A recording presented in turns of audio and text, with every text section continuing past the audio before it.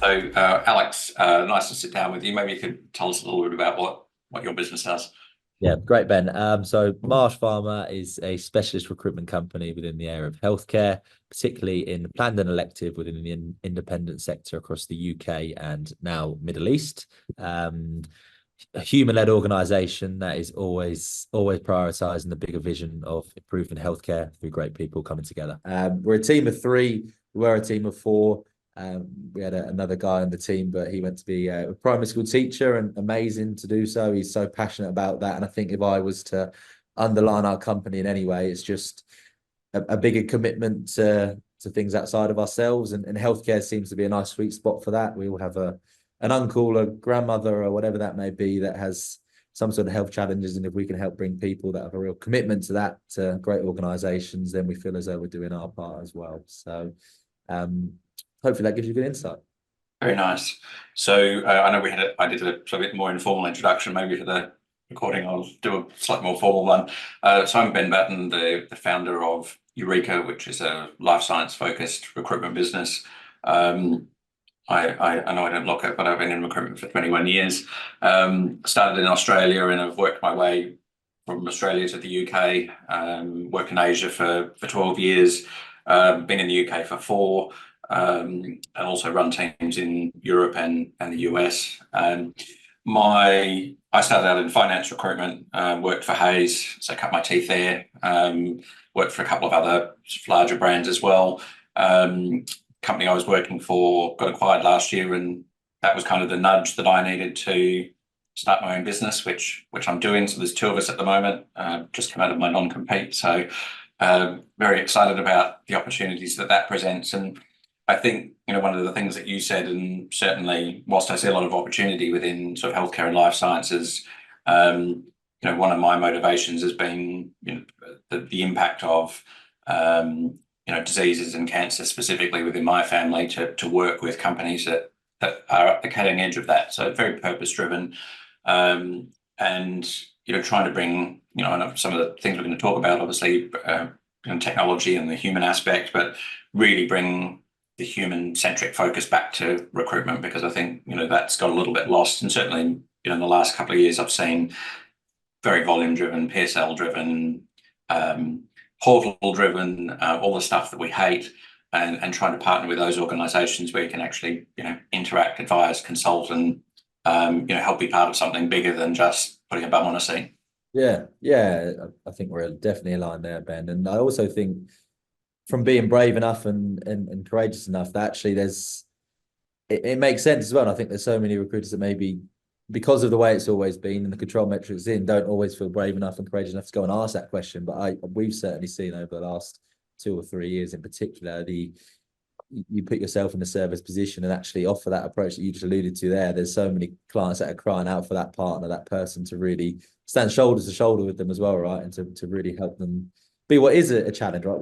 Workforce solutions is something that's not just been since I've been doing it for 5 years. You've seen it for 21 years, and it's not going away, right? It's going to keep showing up in different capacities. And I think for any client or friend or whoever that may be, it's them knowing that there's someone who's an expert and sitting next to them and saying, no, we're going to get this right together. Because PSL, contingent work, and we certainly have frustrations, as all recruiters do.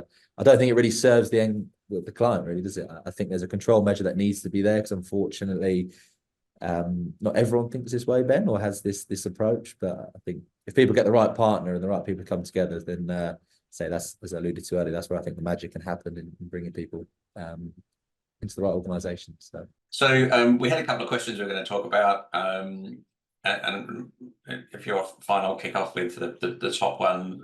What are good recruiters doing right now to maximise the moment? And I think obviously we're working in slightly different geographic markets, but we're probably seeing a lot of the same thing. And I think it's been, I'm looking at this through a very different lens, because I've gone from managing the teams and now I'm back on desk for the first time in a while. So it's, I still know how to ride the bike, and I ride the bike pretty well. But it has been very interesting to see just what works and what doesn't work. So, and that's kind of been quite fun in that respect. But I think one of the things that's really struck me is there's so much use of technology by agencies in varying forms. Clients have access to a lot of similar or the same tools, and we're working in, whilst there's certainly chronic skill shortages in niche areas, I think in the niche areas that we work, there is still a common theme of, layoffs in a lot of organizations. So it's just a reallocation of, resources essentially. Companies that have got more funding or new projects, or and of course there's, changes related to, even with Brexit, the flow of talent in and out of the UK has had a big impact. But I think what I'm seeing is, if you go back to years gone by, before we had sequencing tools and before we had AI and everything else, there was heavy emphasis. And certainly when I started, it was you're on the phone. There was no other tool to use apart from being on the phone. And that's ultimately, I think we're getting back to this. We've got to be on the phone more, but it's not just, hi, do you have any jobs? Where you've got to invest your time and effort is actually understanding a bit more about the client. So, what are their pain points? What's going on within their organization? Are there any other trends around that? And trying to have a conversation about how you can help solve that problem, rather than it just being a very transactional, because there's other companies, and for businesses our size, we're not going to be able to fulfill a project to put 100 people into, let's find 100 nurses or let's find 100 clinical researchers tomorrow. That's not what we're set up for. But I think it's being able to have those slightly more strategic conversations without overcomplicating it. There are people that overcomplicate recruitment, and developing a partnership where you can actually bring some tangible value for the fee. And I think that's the more and more I talk to people, it's almost like I hear this sigh of relief from people, where they're like, oh, actually, I can have a proper intelligent conversation with somebody. Yeah, I completely agree. And I think in terms of maximizing the moment, I like the sort of phrase you're going down around the simplification of really what recruitment is.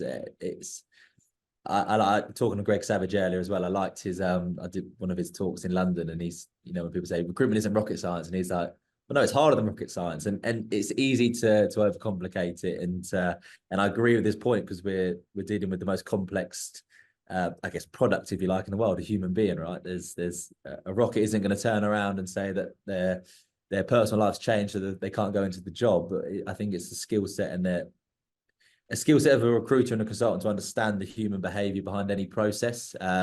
Software, AI, technology are things that are certainly here to stay and will be there, but ultimately they're products, they're software for a reason, and they have a schedule and a forecast, and that helps. But ultimately the human being, and being side by side with both clients and candidates and taking them on that journey together is a depth and an understanding as a recruiter that you need to have to be able to manage that really effectively.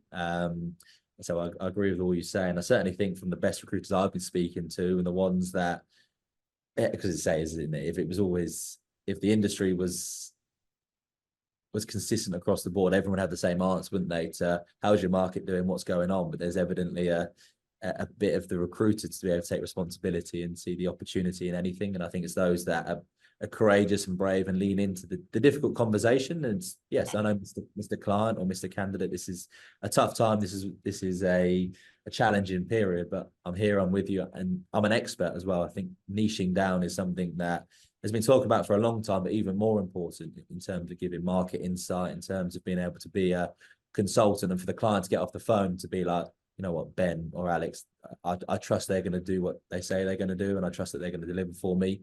That's the sort of moment you spoke about before that I think they're looking for, as opposed to, say, just someone reading off a script or a sheet and asking the same questions that every other person does. It's I certainly think it's those that are brave enough to really get deep into the relationship, and to be empathetic, to be understanding, and to be really present within any interaction. Yeah, we've almost gone full circle. But I remember there was a period where a lot of boutique agencies set up, whether it was predominantly around IT, when this is probably going back, I'd say 10, 12 years ago, because it was around the same time that I set up a business in Singapore. But clients were kind of rebelling against that and saying, no, we want a one-stop shop, somebody that can give us, you know, whether it's the corporate, you know, sales, finance, HR, plus the technical roles. So we don't have to deal with multiple people. But I think that there's a real trend, and I just look at the number of people. I've got a picture on my wall with a couple of people that I view as my competitors that I kind of track to see what they're doing. But when I did my business plan, just looking at who are the competitors, and then some of the individuals that have come out of those businesses and then set up, so I can see what they're doing with their marketing and other bits. And clients are increasingly receptive to that, to your point, you know, being very, very niche. And that might just be, well, I only do clinical research. Now I do a little bit more than that, but I'm very targeted around who my ideal client is. But that's very compelling to a client, rather than, well, actually we deal with startup organizations and we deal with the big, you know, FTSE 100 companies. Having a very clear view of, yes, we can help you with that, or no, we can't. And again, I had a client last week, and I said, I'm really sorry, that's just not something I can help with. They were gobsmacked, and they said, well, we really want to work with you. And I said, well, I'm not confident I can support you on it, so I'd rather not. Yeah. And I'm just thinking about a recent, we've gone through a tender process for a new client, and the feedback was really, really productive around the presentation, the human element, the things we do in the niche we work in. And they just said, look, we have a greater complexity of demand, and you guys are telling me you only do this. And I think probably before I may have considered being like, no, we can do that as well, we can do that. But actually, if we come back down to the base of what we do, we're a service business that wants to add value. And if we're over promising and under delivering, that's not the balance you want to strike, right? It's being confident in knowing, you know what, there's a real value add that we bring to this certain clientele and market at the moment. Now, that doesn't mean through growth and other things we can't serve that in the future, but right now it's just been really courageous in what we do really, really well, and focus on the people that we can add that to. And I think clients respect that as well. I think their feedback was that, but they were certainly refreshed by the fact we were, no, this is our lane, we're really, really good at this lane, and we know where you are if anything changes in the future. And I think it's a confidence in your own brand and your own value that will pay enough dividend in the future that you really stay there. So yeah, we'll see. As I say, one of the questions, what does the future of the next 12 to 18 months look like for recruiters? And I think hopefully for people that think like that and behave like that it's going to be a really productive time and a really successful time for their clients and their own businesses. But we shall see, right? Yeah. Well, that leads in quite nicely, I think, to the second point there. Should a recruitment business be retained or stay as contingent? And I think we've probably got fairly strong views on this, but do you want to go first? Yeah, and I imagine we're both aligned on. Well, saying that, actually, I think coming back to my ideal is always retained, because I think the level of the relationship, the value exchange, and actually, I think one thing for the client is the brand presentation in the market as well. That actually having one point of contact, and that's again coming back to AI and software and all those technology things we get to use in recruitment, that anyone can find anyone, right? And it's then the engagement model, the message that goes to them, as you said off the recording, around the Greg Savage influence on the phone and the seduction, all those things that from a client's point of view, if you have a recruiter that is solely working with you, the confidence that then gives your recruiter to be able to speak your language, speak your organization, to really represent you in an honest and open way. And when I say honest, I mean warts and all. I don't mean in terms of just not speaking the truth, but actually being able to go even deeper into the truth, because there's a real confidence in the relationship and an understanding. And as a retained partner, you're on site, you're present with the team, you can really speak the opportunity in the organization, which on the back end, the candidate's going to respect so much more. And we all know candidates that have been engaged by companies that use big PSLs and some organizations, because one thing I was going to say in response is that when you have huge organizations that are thousands, or FTSE 100 companies, say thousands of employment, one company isn't going to necessarily be able to do it. But I think certainly from a retained point of view and the clients we work with, that having that brand recognition and reputation being championed from them through the recruiter is something that really has value from a candidate point of view. To say, when you're a candidate, you've been contacted by 5 different recruiters about the same job and message is inconsistent, what does that say about, or what does the candidate feel about the organization? It's necessarily the legacy that they're looking to to leverage within their own brand to get the best people, especially in healthcare, right, where there's such a talent shortage. And if you want the best people in terms of the supply and demand graph, the candidate holds the power in quite a lot of the capacity. So it's how do we then do that in a way that makes them want to join your organization, right? Yeah, and it's I mean, I think everybody would put their hand up and say, yes, I love to be retained. It's certainly my preferred way of working, and I can think of countless examples where I've spoken to clients and been able to convince them to go retained off the back of a bad contingent experience. But I think that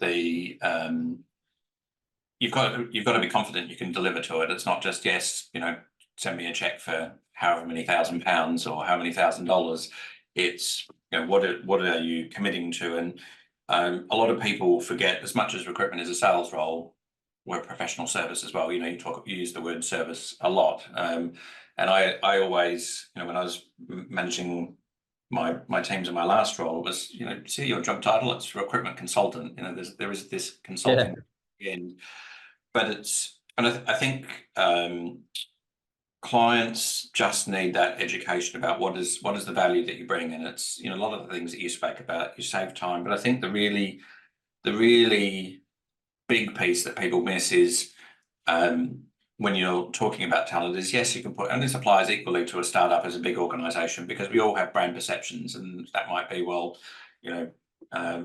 ABC pharma company is rubbish because they've just got fined for this particular drug. But actually there's a lot more behind what you read in the media. So I think the big thing is, and I like to talk about being an extension of their brand and then a brand ambassador for them. So it's, let's tell the story. And that could be anything from, interviewing the hiring manager or interviewing somebody from the team, getting some media behind it. But even if it's as simple as, yes, the company's gone through troubled time. Yes, they've got high turnover. Yes, they've done this, that, and the other. But this is what they're doing. This is why this role is so important. And that's why they need somebody like you, because the company can do it themselves. They can bang out lots of emails on LinkedIn. They can stick up an ad. And it's interesting, at the moment, a lot of companies I talk to, they fall into two camps. They're either getting hundreds or thousands of applications to one ad, or they're getting nothing. And I think the retain piece is absolutely about finding the right people, but it's also about how do you give candidates a positive journey.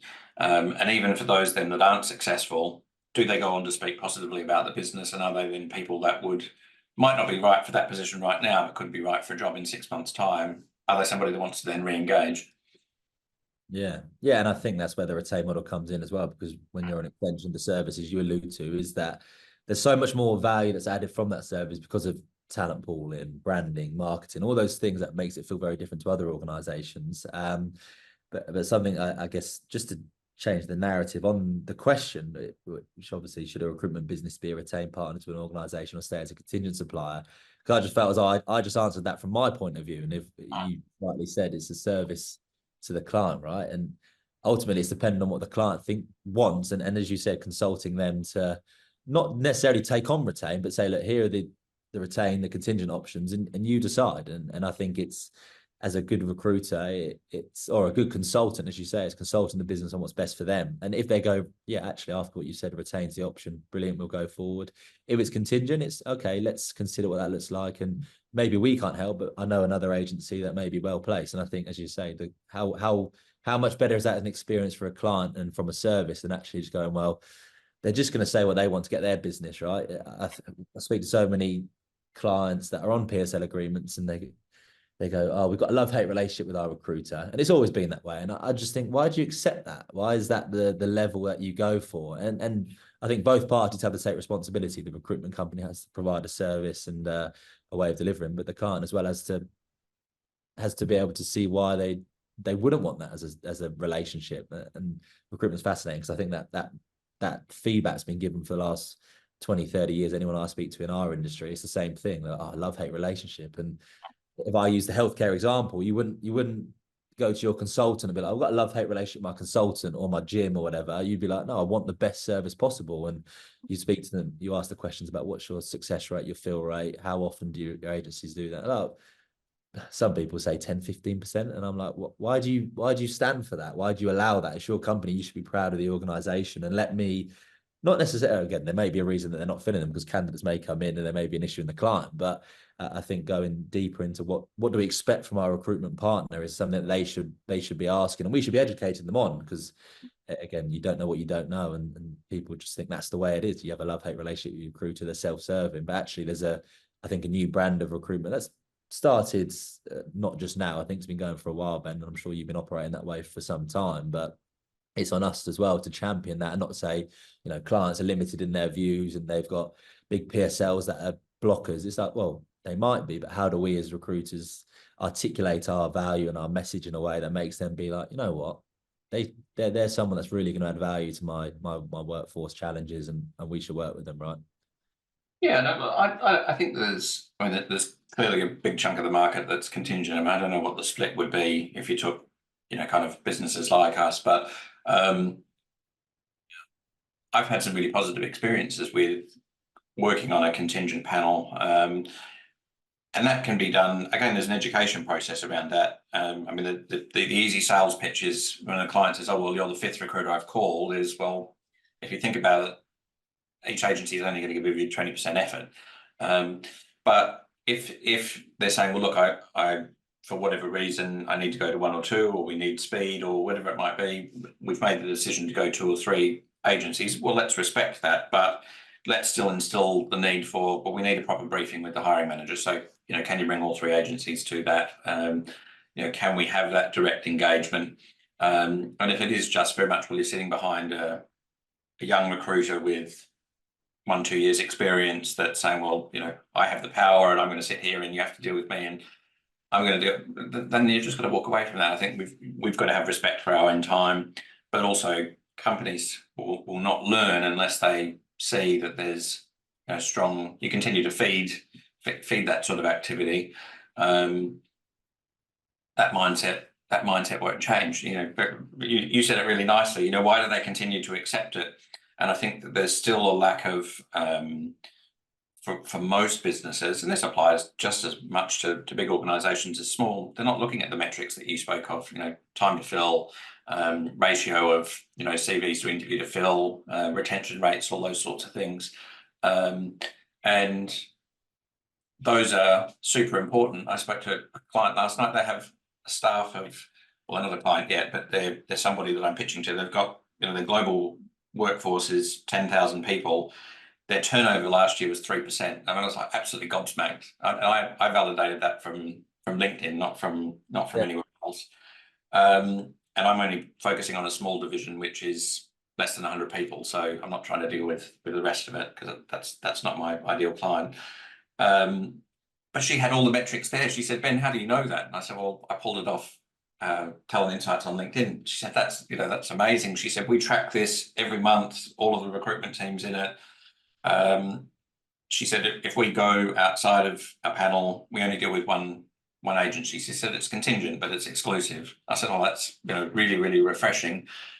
Briefing to come with the line manager, you can deal direct, just CC me in. I was like, wow, this is exactly what I want to hear.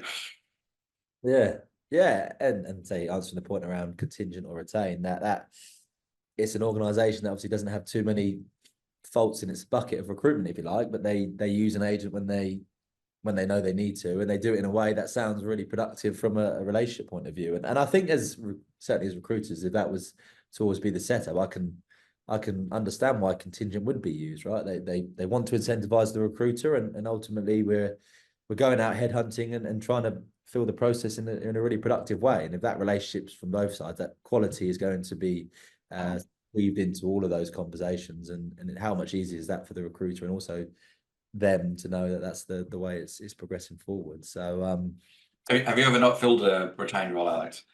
We've always filled our retained roles. Now I say that in a way that our volume of retained roles is only been increasing over the last sort of 2 or 3 years. A lot of our stuff is still contingent and transition into contingent, exclusive, and then retained. But anything at a retained level, we've 100% filled, which is a great stat to be able to say to our clients, and to be able to sit on that evidence behind us. So long may that continue as well. 100% fill rate. I don't know what that sits against the market, but we're happy with that.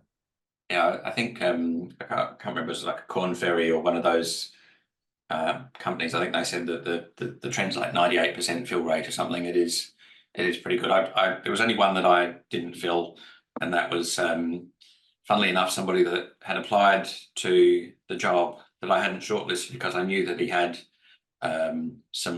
a troubled past, and he went direct to the company and got the job, and then they found out about it and sacked him after 3 months. So there's a little bit of indication there.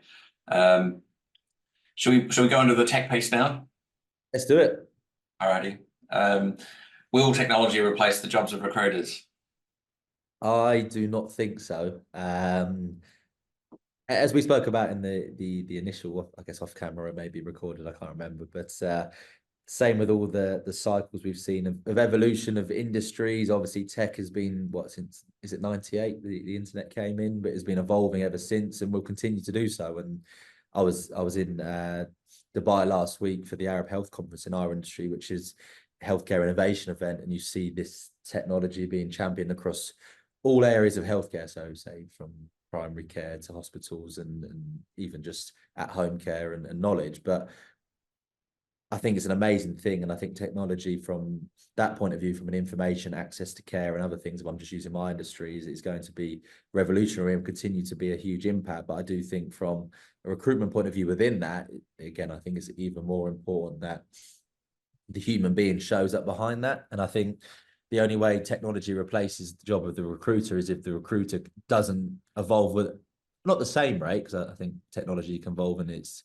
capacity in a different way, but we continue to evolve and add value in a way that is so unique to human beings, which for me is the feel of the process. I don't know if you've read the book Unreasonable Hospitality by Will Guidera. I know it's promoted lots of different places, but he ran the #1 restaurant in the world, and his thing was well, the same, right? It's not people remember how you made them feel, don't they? And I think if you do a very similar thing throughout your process and you really champion your organization through technology to enable you to do that all the time and to really maximize that, I think the job of the recruiter will always be safe. It may look different, and in a good way, because as I say, as you alluded to, the sequencing of outreach and messaging and process management, some of the software we get to use now, which is so much better than just sending a CV on an email, gives the client control and gives them time back to review things in their own time, leave comments, notes. Technology has been really influential in communication through a process, but ultimately negotiating, understanding the candidate's expectations throughout a process, same thing for a client as well, is something that I don't think will ever go. And I believe anyway, I don't think people want to get to a point where we're just speaking to robots the whole time and technology. I think we're human beings that love interaction, love the magic behind human interaction, as I said earlier. And I think that's something that technology will help the best recruiters drive even more so, is that ability to create the magic and the process and the feel. And we certainly believe it's only a good thing that technology comes in, and certainly don't believe it's going to replace us. If anything, it's only going to help us. Yeah, I've seen different. So the last company I worked for had a very large commercial staffing business, so that was anything from warehouse folks, lorry drivers, other bits, and the database would send automated SMSs. Are you available? What's your rate? Where are you staying? Those sorts of things. I think that works really, really well. If you think about more niche recruitment in our world, or even could be any sort of niche position, you can get a bot or something or search tools to find the candidates, but you've still got to be able to get the person engaged in the process. You could have a list of 20 people if you don't have the ability to ask the right questions. And I always, the people who talk about passive candidates, I don't really believe in the passive candidate. I believe everybody's looking for a job all the time if you present the right opportunity. Yeah. And that's asking the right sort of probing questions. What would interest you if I did have a position? What would that need to look like for you to want to consider making a move? Who else is involved in this process? But if it's very much, what are you looking for? Well, I want this, this, and this. But you forget about the wife and kids that have to move countries, and their parents that are living with them as well, and all those other bits and pieces. But and I'm showing my age a little bit. I remember when job board started when I was in Australia, and Seek started, and I can't remember what year that was now. It was around 2004, 2005, I think. And up until that point, we were very much told, I work for Hayes, your database is your Bible. Anything you need comes from there. And, we used to mail shot our database by physical posts, believe it or not. We used to sit there and we'd have candidate callback nights. We'd have to call 50 candidates of an evening to update their details, see if they were looking. And now you can use automated e-blast and other bits to do all of that. But there's a lot of stuff that you miss if you think of what are the opportunities that you can get leads from candidates. Who have you interviewed with? What else is going on in your company? Are there new hiring managers? And all that stuff is so valuable to how you grow a business. You can be a mediocre recruiter, but if you want to be, above average or even a top performer, you've got to get all those little snippets. And you go, oh, Alex has just moved in as the CEO of this company. I'm going to reach out to Alex. All that good stuff. And it's, again, you pique their interest because you can say, oh, I've heard that you've just been promoted. It's not public knowledge. And again, you're able to engage in a real conversation rather than this superficial, do you have any jobs, or, are you looking for a job sort of stuff?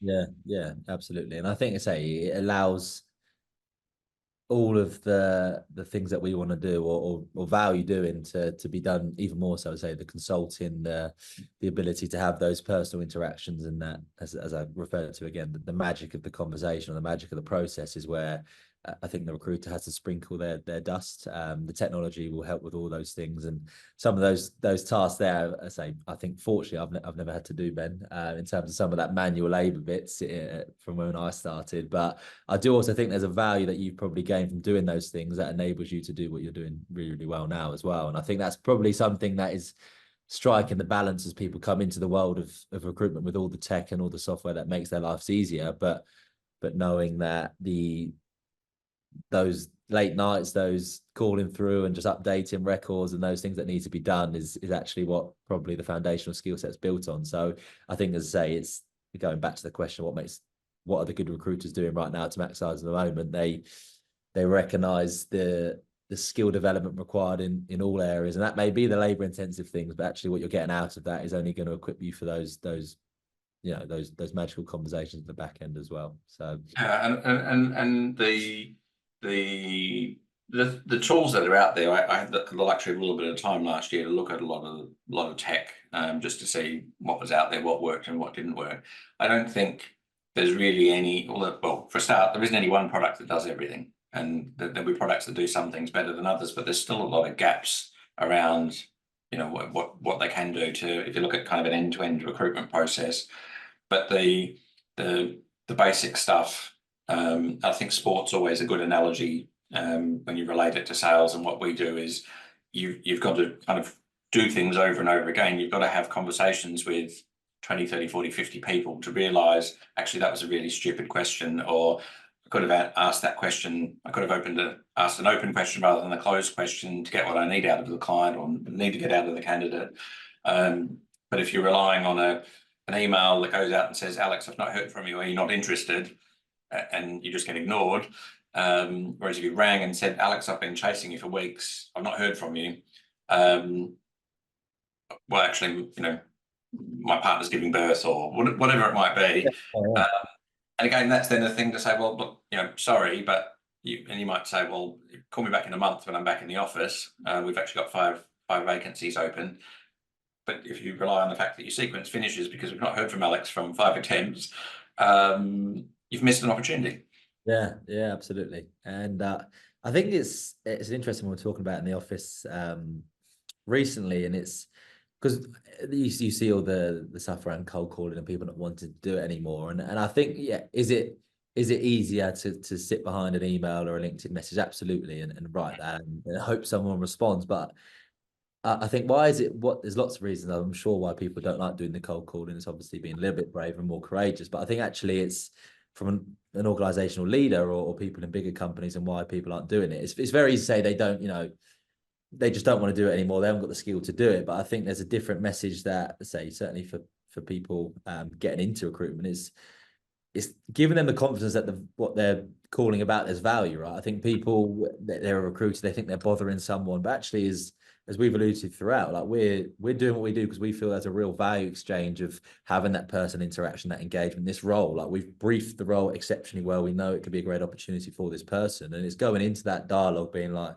no, I'm calling you with value. I'm calling you with an opportunity. As you said, there's actually things a passive candidate. Everyone's open to the opportunity that either makes their life easier, they get paid more as promotion. We know those key factors that people make decisions on, and people should be going into those conversations, being like, I can give them that. I know this opportunity is right because we've done, say, an exceptional job with our client. We're only working with people that create great opportunities and great organizations to be a part of, and people should be always believing that's what they're adding. I say because I was speaking to someone else who worked, a colleague or an old colleague who works in a bigger organization now, and he was talking about the same challenges, and he's like, these youngsters, they just don't want to get on the phone, and I'm like, well, why are they? What jobs are you giving them? Are you making them feel as though they're really adding value? And I think there's certainly he was like, oh, maybe I'm not doing that, and then going down and really talking through that with people is important. And again, comes back to, no wonder tech would replace people that don't feel they're adding value and they don't feel they're doing the job well, because the candidate's having a bad experience, the client is, and then the candidate and the client goes, you know what, I'm better off just speaking to a bot because I'm not just being called by someone that's just reading the script, doesn't really believe in what they're saying and doesn't really know what they're talking about. Yeah. Technology will replace that. Technology won't replace the person that is confident, articulate, understands the value they're adding and really trying to help them in their career. I think our industry is amazing and we do amazing things for people. And I go into every call believing that, and I think it comes across, and that's why there's success behind that. And I think if we can make everyone feel that, it's going to have an impact on the way people feel about technology and human beings in the process, and which one will obviously prevail. Do you use ChatGPT or any sort of equivalent very much? Yes, for say copywriting or things for certain emails, LinkedIn posts, ideas as well. I never go ChatGPT, copy and paste and run it in. I go, okay, well, this is what I'm trying to put together, and it blows my mind to think of the extent it can go to and what it can achieve in terms of just saving time on that aspect. But I think technology should always be a tool to be filtered through after or utilized by the recruiter in a way that makes their life easier, but it never takes away the human engagement, the personal bit. So LinkedIn templates, for example, I'll never, although I have templates and it may take a little bit of time, but there's always an element of personalization within there, because you get the tools that can personalize and put the job title in or their role, whatever. But I do think, especially the roles we work as well, I think you made a good point earlier, volume roles where it's, sending out messages to people for maybe a warehouse operator, whatever that may be, and it's just about £1 an hour, and the job's not a career move, it's just a job to do a function for them in their life. But working at a senior level and you're trying to engage an ops director in an organization in a certain way, like, it's valuable for me to go through and look at their social channels, look at what they do, and actually make it really personal. And I think that's why the stat in terms of filling 100% of our retained roles, or if a client comes to us and says, look, I need you to go and get this person for me, well, we're really good at doing that, because it is a level of depth that goes into to engaging that person. My business partner he writes like a doctor, but writing personal letters to people and sending that to them, their organization. I think as a candidate, imagine receiving that all the time, and you'd be like, this person's really taking the approach to me seriously. And I think, okay, going back to the question, will technology replace the job of recruiters? Only if the recruiter doesn't keep leveling up themselves and thinking of ways, how do they engage candidates and clients in a way that's going to add value? So, yeah. I mean, you can spot the stuff that's, well, I wouldn't say spotted easily, but it's amazing at the time. So, I mean, I think where I've seen, I use it for copywriting, to your point, but very much for ideas generation, and even just if I'm talking to an organization and it's, can you tell me the competitors of this organization in this market? And it's 5 seconds later, because you put the same thing into a Google search, it'll give you a lot of crap that you can't of stuff that you can't really work through, and it's mind blowing in that way. But again, it comes back to how good is the person that's putting the inputs in. You're using a whole heap of prompts is great, but you've still got to push it and joust with it the same way that you would if you and I were having a debate about something. But yeah, super cool tech. I've seen some. What was it the other day? It was a sales AI tool, and it was, I don't know if you've ever seen it, where somebody was ringing up to buy a Tesla, and there was a conversation back and forth between this virtual salesperson and and it was really, really good. But again, you're talking about something that is a Tesla, right? It comes in 5 colors, and I'm not a big Tesla fan, but it comes in 5 colors. There's not a lot of variance in it. That's fairly easy. But if you start talking about, well, I want I don't know, something custom built, or you want to pick the colors, pick the wheels, pick the leather, all the other bits and pieces, that's still, maybe it'll get to that point. But we're in the people business. There's so many variables, and I was talking to a friend of mine who's not in recruitment, and they were asking, Ben, how's it going with your business? And I said, well, it's such a frustrating job, because you can get excited, I've won a new client, but then you've only done half of it. You've now then got to go and find somebody else who's then interested to work with the client, and then when they meet, you've got to get them to like each other. Yeah. It's there's all that stuff that you've got to influence and reinforcement that you've got to do. There is absolutely, well, I shouldn't say there's no way ever, but I can't see that influencing skills, any of that being taken away. Yeah, I certainly agree. And as I say, going back to the point of, I think the industry has to keep championing that, because those things you alluded to there, although you can simplify them in the way you articulated them, there's so many touch points, elements within that process that is always on the balance of whether it's going to move forward or not. And it's the skill and the ability to run that through. I'm sure we both have processes where you think, that's an absolute banker. That's definitely going to happen, and it doesn't happen. And the other way around as well. Oh, I'm not quite sure this one's as strong as that other candidate or that other client, but the magic happens in the room. It's between them, and ultimately we can only do so much within the process as well. And goes back to a point we made earlier around like, should it be retained or should it be contingent? We're only as good as the client, right? And that's for us to decide which clients we work with, and say we're bringing people together, but ultimately they're the people that are going to be working together. So it's I think understanding that and just knowing where our role was within that process, and then really getting very, very good at how we do that role, rather than just having our own ideas and thinking that's what they value, is listening, it's understanding, and it's going deep into the areas that they need help with. And that's just thinking about some of the product development we've been doing recently.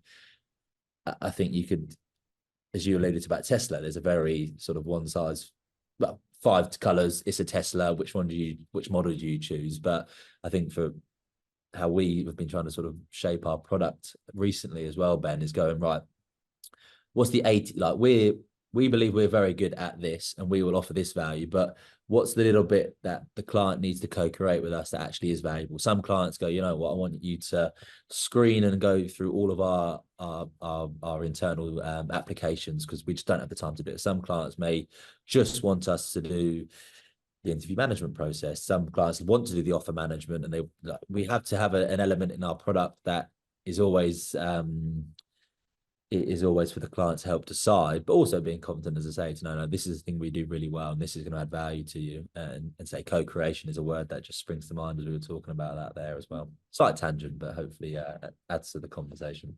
Yeah, it is, and I think that there's an element of flexibility. You've reminded me of something where, when you talk about negotiating your fees, what part of the service don't you want? We do this for this. And it used to be, thinking kind of like a checklist. Well, you take out your replacement guarantee, or you don't do the reference checks. I mean, reference checks look very different in the UK to what they do in other markets, but or we can slice and dice it. So it might just be we post box for you. You send us all the applications you get, and we'll screen and we'll give you the best, however many. And it is, I think, you don't want to go down too many rabbit holes where you're doing lots of small pieces. And I remember, doing a market map thinking, oh, this would be great because I'm going to make, $10,000 out of doing this exercise for a company. But the opportunity cost of doing that was just too big. I mean, I learned a lot, so probably added value to my skill set in that way. But if I'd invested the same amount of time, I potentially could have got 2 deals that were worth twice that price. Yeah, again, that's one of the trade-offs, right? Is always as you grow as an organization or get deeper into these things, that opportunity cost starts to present itself all the time, right? When you have access to lots of different things you could do, I think the best, going back to the best recruiters as well, and the best organizations, it's understanding where their real value add is and where they're going to make money. And I'm sure there's so many companies that get to a point they're like, well, I could do this, could do that, could do this, could do that. But actually, it's that we've mentioned at the start, stay in your lane and knowing where your real value add is and going as deep as possible into that. We used a sport analogy earlier. I don't know if you know the footballer Ian Robben, who played for Chelsea and then Bayern Munich, but he was famous for just cutting in and bending it in the top corner every time. And everyone's like, I know he's going to do it. I know he's going to do it, but he did it every time. And that's different to the guy who's just a maverick who does lots of different tricks and skills or whatever. I don't know if anyone will listening to this is a football fan, but the person that is going to guarantee and whip it in every time, that's the value exchange that you're going to buy, right? And I think as recruiters or as any organization, working in a niche, specializing and really knowing what your value add is super important to be able to articulate that to a client and then ultimately deliver for them. Yeah. And I think that's, you asked the question, what does the future look like? I think more and more, that's really where what clients are going to be looking for is, can we get a reliable partner that can work alongside us, that can add the value, but also can do it consistently as well. It's not just, we can, get lucky and get a candidate in for you, but I think process is important, again, without overcomplicating recruitment. I think having a robust process around how you're doing things, but also being clear about what you will and will not do as part of that. I think there's a lot, particularly if you look at, in my world, one of the struggles that I have is a lot of academics that become founders for the first time. They don't necessarily have the commercial nous of how to run a business. They've got their advisors and whether they're board members or other things. But their expectations of what you do, which presents an opportunity, but there's also a challenge and a risk at times, is thinking that you're some sort of magician, and it is very much, are they a good client? Are they going to work alongside you and be realistic about what that looks like, to enable you to be successful? And if they want just somebody that's going to throw mud at the ball and hope it sticks, then certainly for me, and I think for you as well, we're not going to be the right sort of businesses for them. Absolutely. It probably would have been interesting to have someone who had a different approach. So I think we're quite aligned in probably the roles that we do and the retained element and doing things to a depth of a level. It'd be good to get insight. Like we all like confirming our own biases, don't we? And I'm sure I've definitely done that and heard. Thanks, Ben. That's actually confirmed a lot of thoughts in my mind. But getting someone who maybe thinks about it slightly differently would be certainly interesting from another point of view or a podcast. Because I think, again, always good to get difference of opinion and to talk about TRN. Certainly some of the events I've been going to and speaking to people from different industries and backgrounds and different have their own challenges and opportunities in their own business, and it feels and looks very different. It's really been great to bring that back into the organization. And I think answer some of those questions around what do the good recruiters do, all those other things about the future of recruitment. I think it's those that are able to take snippets and educate themselves and take their value proposition through a robust audit or whatever that may be, with lots of different ideas. Again, ultimately, as we come back to, we're a service business. How do we keep adding more service to our clients that's going to serve their goals in the next 12 to 18 months? And that may look different with different industries, but I think if we're always staying close to that narrative of, right, we say it in ours, everybody wins. And we go, if the client wins, the candidate wins, we'll do all right at the back end. I think when people get that the wrong way around, when they think about they win first and the client wins and the candidate wins, I think that's when people fall into a sticky wicket, if you like. I think if we keep that narrative as great recruitment companies and great organizations, and certainly say from the relationships over TRN, there's certainly a whole host of recruitment companies that are living that way. And I know Gordon and the team are always promoting that. And I think it has a great impact on how, say, we as recruiters will hopefully continue to add value to people we work with. Yeah, as you were saying that, I was thinking of a mate of mine who works for one of the, I don't know whether the number one or number two, he probably says the number one, but one of the biggest staffing companies in the world, and he's got a pretty nice gig. Looking at tech, he would be quite controversial because he does see technology taking an increasing role in recruitment. But again, the types of projects they work on is a client comes and says, we need 300 people here and we need them tomorrow. It's very different from the type of stuff that we do. And I think that the opportunity for us really is just to keep challenging the status quo, and it's asking why, why do you do that, or why do you think that? Because it will I think the next couple of years are going to be really, really transformative in what we do, how we do it, where we do it. And you see lots of people that are sitting in Bali and other places, running a recruitment desk, which is all very fabulous. But there's a real energy that you get when you walk into a client's office and sit down with them and get to know them. And you spoke about that book. People remember the service. A different analogy I was given was, when you go to I can't remember who it was, but it was a training course to people that work as cashiers in supermarkets, that, when you give the money back, you don't sort of tip the coins in, you touch the person's hand, and it's that connection that creates the feel good that they want to come back again. Yeah. Funny you say that, actually, about touching hand. One of our KPIs, if you like, and obviously we have our general KPIs around obviously revenue, placements, that type of thing, or interview conversions. But one of them for the quarter was how many people have we shaken hands with, and I think it's quite a refreshing one, just to remind people of Teams and online and everything else is great, and it's a world that is so well connected now. But even yesterday, I came off the back of we signed up a new client this week, and came off the back of the meeting with the recruitment manager, and just said, look, I'm in the business of shaking hands. Let me know when I can come to Glasgow and sit down. And he was just like, that's so refreshing to hear, and I love to get that booked in. And I think you get so much more out of that as well when you sit in that room as well from a personal point of view. You get to learn the organisation, the people, and it opens doors. I think of another client we signed in January. That's the typical thing. We don't have any roles, no point in sitting down. And I'm like, look, I'm not here to get your roles. I'm here just to learn more about you and know how you guys are setting up for 2024 and beyond. And we had a great dialogue around candidate engagement, branding. They had a real gap they're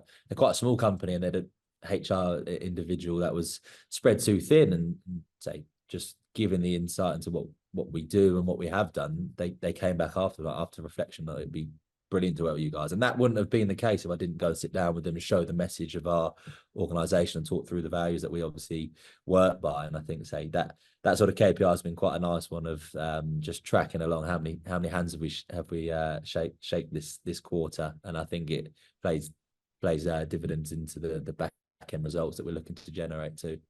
Yeah, absolutely. That's probably a nice place to finish, Alex. I think so.